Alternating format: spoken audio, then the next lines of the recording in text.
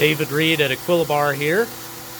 Today we're going to take a look at how we're going to use the integrated built-in software from a CORI-FLOW Coriolis flow meter to drive a QPV electronic pressure regulator, which will pilot operate an Equilibar FDO series back pressure regulator to do closed loop flow control. So here's a quick schematic.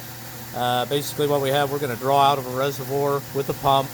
The pump's got a back pressure regulator on it, so it sets the output at 25 psi. This is a pretty noisy 25 psi. That pump's making a lot of noise here.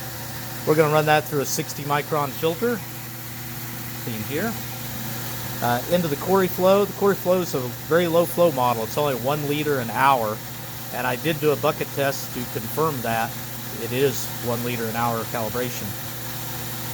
That CORI-FLOW is going to measure the flow. It's going to compare it to a command signal that I give it, run it through a PID loop, and use that PID to drive a 0 to 5 volt signal to a QPV electronic pressure regulator, which is going to pilot operate an Equilibar FDO series back pressure regulator right there.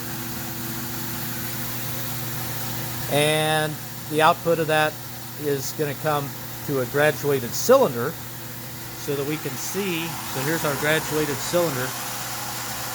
We're going to see that's the flow rate that we're controlling right now. And in part 2 of the video, we'll show what that looks like on the software.